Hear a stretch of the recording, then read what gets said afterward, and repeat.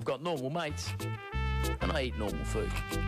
But to be honest, I've never considered bored blokes jumping up and down and chanting around Queen Street on a Friday night that normal. However, I've always wanted to know what makes the Hare Krishna tick, what makes them so happy all of the time.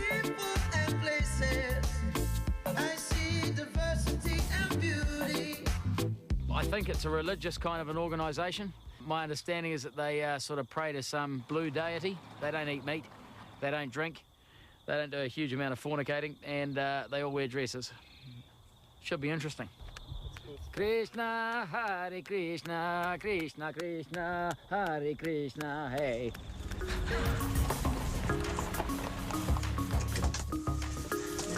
Well, if I got a treat for you, have a squiz at that.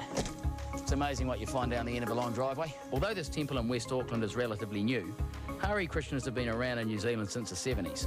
They live based on a set of beliefs that are over 5,000 years old. They've got 100 acres of land out here, a temple, a farm, even a school. And it's also home to a few people who are surprisingly normal. G'day, Mark, how are you? You look like you're in charge. Hey, mate, sometimes. You know what it's like. Hey, there's high energy in here. What's going on? Well, at the moment they're chanting the holy names of the Lord, Hare Krishna and Ram. Yep. These are names addressing the Lord. Today is our Sunday feast program, but it's a little special today. We have one of our visiting gurus. Ooh. He travels around the world, and today there's going to be initiation. Talk us through the what it is to be a Hare Krishna in 101 basics. One dedicates his life to Krishna. Everyone's dedicating their lives to somebody. We dedicate it to Krishna. Krishna means the most beautiful. Krishna's the name of God. Hare Krishna! Hare Krishna! Hare Krishna! Hare Krishna! Krishna Krishna! Krishna Krishna! Hare Hare! Hare Hare! Hare Rama! Hare Rama! Hare Rama! Hare Rama! Rama Rama! Rama Rama! Hare Hare! Hare Hare! No, This is cool, isn't it? Yeah? Sit down. I was greeted by Carla, who's one of the temple managers, and he seems a pretty cruisy sort of a guy, but he took me through the protocols and ensured that I didn't put my foot out of place. But in saying that, it does seem pretty casual there. It doesn't seem as though you're going to offend too many people by making a mistake. It seems pretty inclusive and pretty relaxed. Who are the lucky two who are getting initiated today? I don't know, mate. It's a surprise for both of us. Let's hope they turn up. Yeah, well, you know, we don't. The last thing we need is a no-show. One of the first things that strikes you here is the great sense of calm. You know, the beauty on the inside sort of stuff. But like anything, it comes at a price. Basically, there are 4 things that you have to give up when you get welcomed into the movement. And these people who signed in today by getting given their new names and giving a verbal contract with the guru must not indulge in any eating of red meat. Now, any Kiwi bloke worth his salt is going to find that tough. You know, illicit sex, enough said. Alcohol or any form of intoxication whatsoever, be it, you know, kava or anything that tickles your fancy, that's got to go to the wayside. And gambling, I can live without the gambling, but the other 3, to be fair, given my heathenistic existence, I could struggle with. Basically, you know, when they look at me coming in there, I'm pretty close to the Antichrist. Your name now is, get the right hand, Sudevi Dasi. Your name now is Krishna Balaram Das.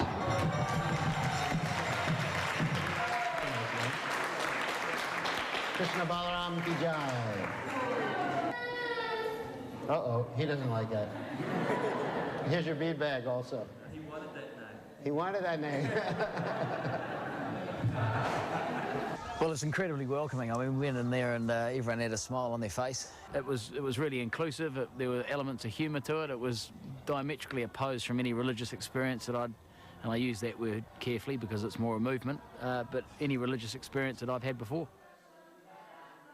But the thing I probably didn't expect was to actually be captivated for an hour and a half listening to it. And a lot of what was said made sense to me, and it was said in a way that was engaging.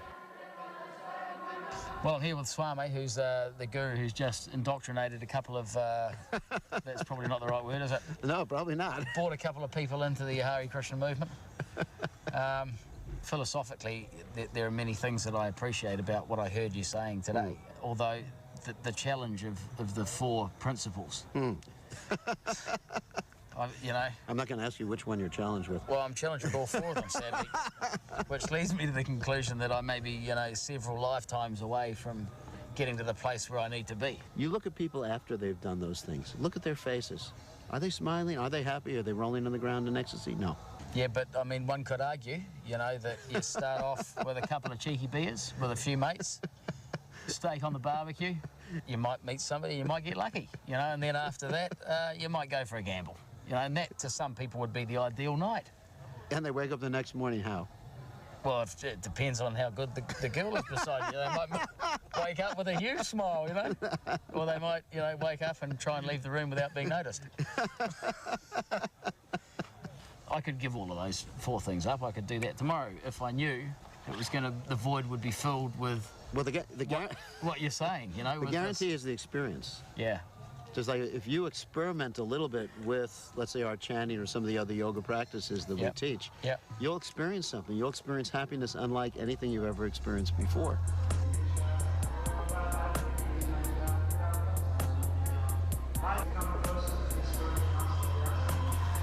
Oh, God. I'll go and get some... And just a small tuft. Small tuft. Yeah, do you have to have it dead set in the middle? You got curls. Yeah, you do. I think of liberation, though, isn't it, once it goes? That's great. Isn't it? Are you a bit nervous, Mark? No, I'm just enjoying the liberation of going nude again. Over. But why they're here? It's a uniform. Like there's the policeman, there's the Buddhist monk, there's the priest from the Catholic Church. So when people see the policeman, they approach them accordingly. Someone's broken into my house, I need some help.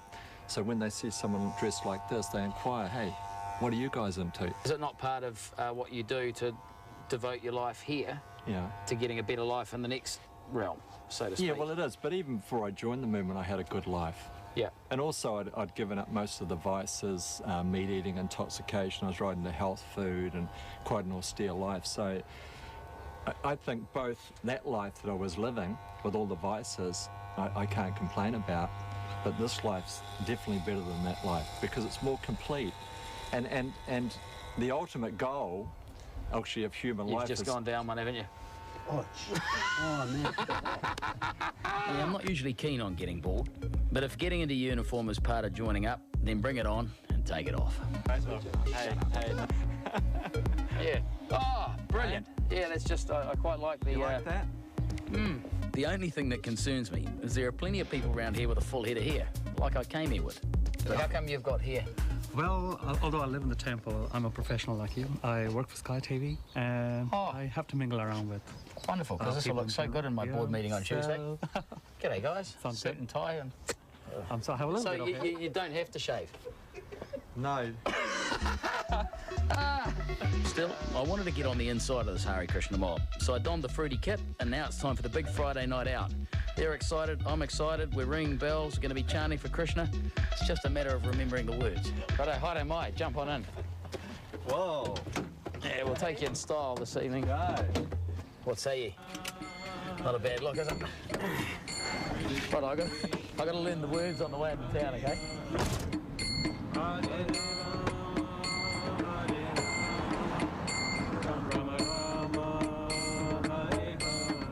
Yeah, I'm ready to go. I mean, I've you know, since I was knee-high to a grasshopper, seen these guys tearing around the main streets of New Zealand, ringing the bells and hitting the drums and singing the songs. Never thought I'd do it, but quite looking forward to it, actually. Quite chipper about the whole thing. You know the words yet? Hare Rama, Hare Rama, Rama Rama,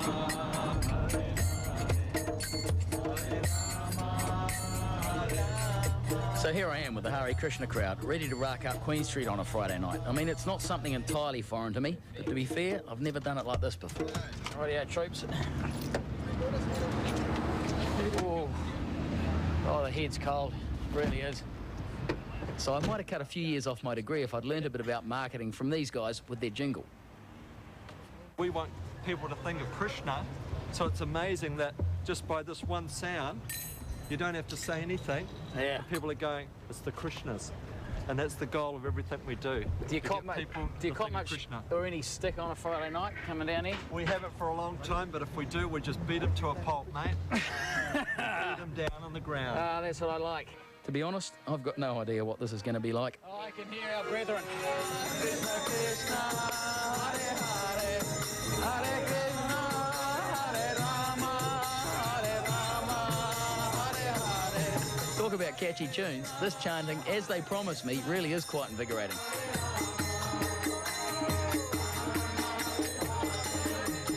Bloody brilliant, I'm loving this.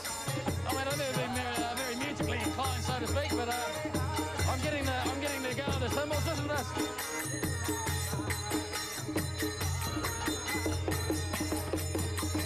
Hare Krishna, Hare Krishna, Rama, Hare Hare,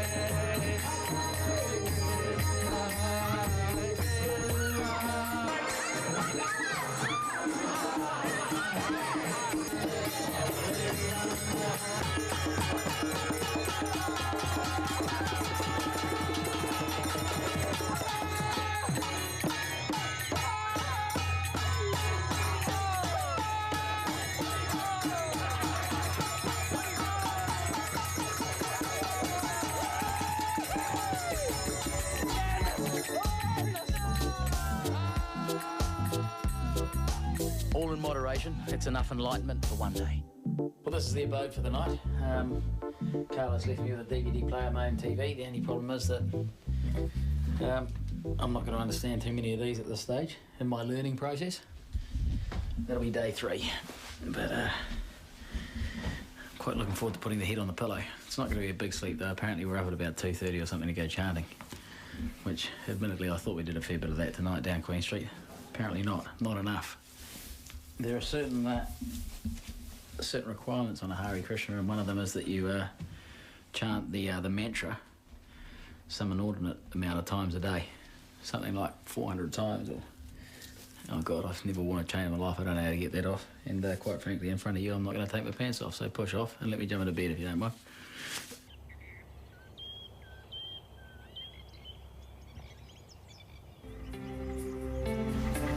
Well, there's nothing I like more than getting up at 4:30 a.m. for a bit more chanting. Oh, it's not right, mate, is it? It's not right.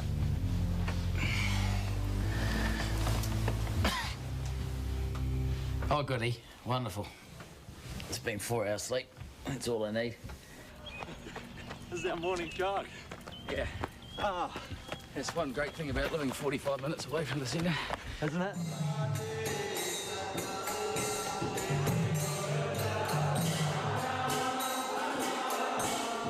I think it's a beautiful thing, mate. People are really, really happy, but how did it ever get to the stage where there were people dancing around at 4:30 in the morning? That's what I want to understand. It is a youthful movement. The Krishna who they worship is really young and beautiful, and they'd have to be, you know, because the amount of dancing that goes on in there, you couldn't do that if you're 80. Everywhere you look, they're just smiling faces, mate. This is magnificent. I mean, if you can imagine for a moment, you know, putting all of your preconceived ideas aside and jumping into a room with people playing music and singing and dancing at 4:30 in the morning, it's actually a wonderful, wonderful experience. It's in stark contrast compared to, say, a stock standard Western religion where you sit in church in your dark gears and listen to a guy prattle on and on and on. In here, you're doing the total opposite. You're celebrating life, you're jumping around, and both of them are a bit weird to me, but I enjoy that one a hell of a lot more. A couple of hours of morning chanting and osmosis takes over. I find myself mysteriously becoming at one with my surroundings. Hide hiva grantes, Siddhante seva sevaya, Kisente se kamani, Yetsa eva tamansare. Pretty good. But to be brutally honest, as I continue the search for myself, what I keep finding is the proximity of temptation. I have scoped the neighbourhood and there are 1 or 2 places where one can get a cleansing ale. I believe I can probably get there and back and neck maybe 2 pints in about 20 minutes. Talk about eat your veggies. Little wonder these guys look so healthy. There's no lacking the 5+ a day diet here. That's really why we dance. We dance a lot so we can eat more. I haven't seen anyone here, you know, with the New Zealand weight problem. No, it's amazing, isn't it? 50% of Kiwis. And I guess since they don't eat meat, Hare Krishnas are the masters of making the most out of everything else. We make over about 200 or 300 preparations just from milk alone. Just from milk. Hundreds of sweets and the curd like you had last night. Yep. And yeah, we worship the products from the cow. We accept the cow as like our mother. So naturally, I thought it would be polite to head down to the farm operation to meet Mum. Give him a scratch between the horns now. Half the spinach. Does he like that, does he? It's the opportune moment to be able to do it, because he's pacified. Look at the size of the big fella. These cows clearly have to be amongst the happiest cows in the world. There's no fear of heading off to the abattoir for this lot. They spend their whole time with their head down just eating, don't they? And but also similar to you lot, really. I mean, we spend a lot of time eating the good food. Eating good food, eh? But also, many things are considered sacred in the cow. Like obviously, we can make many products out of the cow after it's passed away naturally with the skin of the cow. Oh, right. After it's passed away naturally. But also, the urine of the cow and the stool of the cow are considered antiseptic. Whilst I ponder the miracle of cow 1s and 2s, I get introduced to the Hare Krishna work ethic. And it's not all fun and games, no leaping about and chanting for these guys. They actually work damn hard to keep this operation ticking over. It's not quite the layabout lifestyle I was expecting. People at home are going to say, you know, you're a young guy in the prime of your life. What's in it in turning down all of these, the 4 principles of temptations? You know, having a few beers with your mates, a bit of red meat, maybe you know, meeting a nice girl here and there.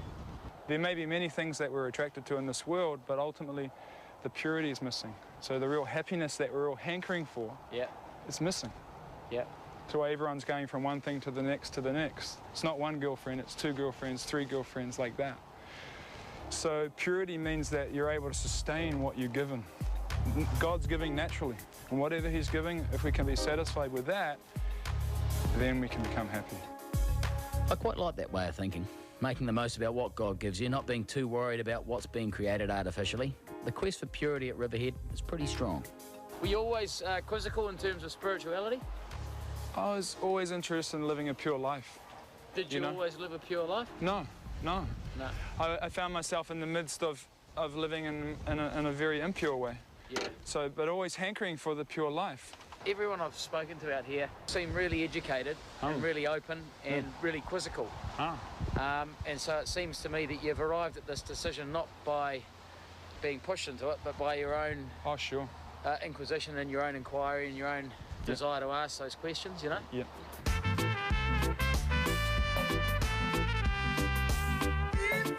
It's nice to be out of the confines of Riverhead, to be able to cruise the streets and take a bit of time out. It's also a good opportunity to see how people react to a Hare Krishna in a valiant. Hare Krishna.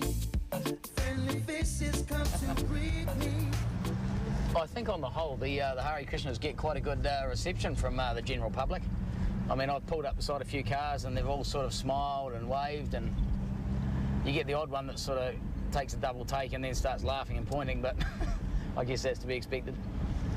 But the reason they get a good reception, it's all to do with karma, mate. They put out a good vibe and they're positive people and they're happy and outgoing, and, you know, they're not about doing anything that's harmful to the environment or people around them. So and so shall you reap. I think it's time for a little bit of a purity top-up. And one of the way the Haris find Krishna consciousness is through yoga. Roll over the toes, point the feet, dog up. Rolling back over the toes, dog down. How does yoga relate to the Krishna consciousness? Do you have a car? What's the right answer?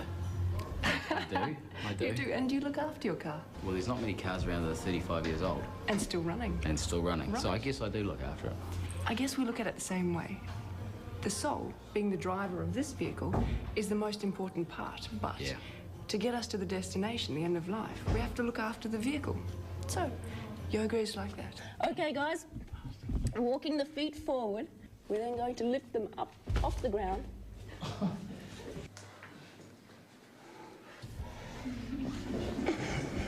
Very nice. For some folk, yoga is the first encounter with the Hare Krishna movement. Another splendid way newcomers are introduced to the Hare Krishna way of thinking is through the regular Sunday night feast. A definition of God, one who is in possession of all 6 opulences, which we'll look at. With a little taste of what the movement's all about with your entree. And after the words of wisdom, everyone gets a chance to find pure enjoyment before take.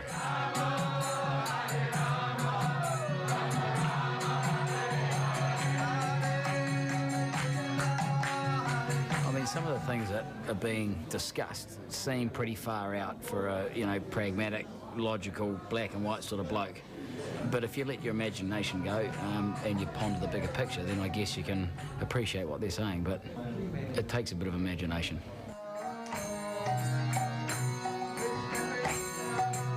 But as much as I'm enjoying my time with the Hare Krishna devotees, certain realities are starting to kick in. My spring's gone. I'm afraid I'm blowing a calf. I feel a bit like Karate Kid, mate.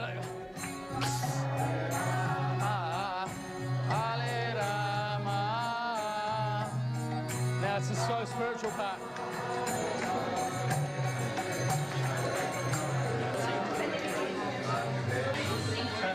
It's fair to say I've tried hard to embrace the Hare Krishna way of life, and there are many things about it that I dig. It's just lacking a couple of vital ingredients that are quite important to me. Don't judge me, mate.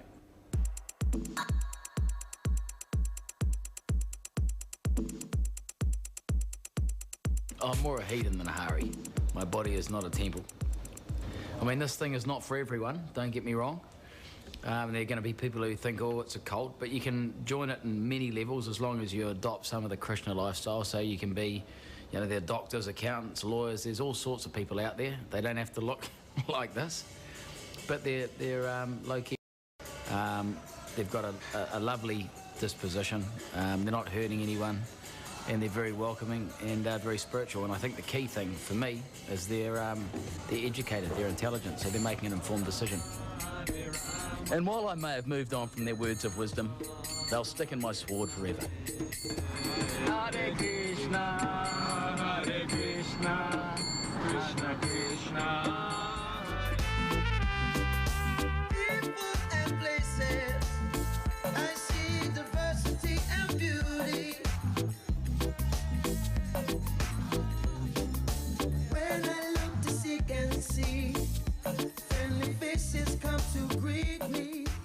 Diplomatic Immunity is next, and tomorrow, unravel the mystery surrounding a psychopath and his legacy of terror.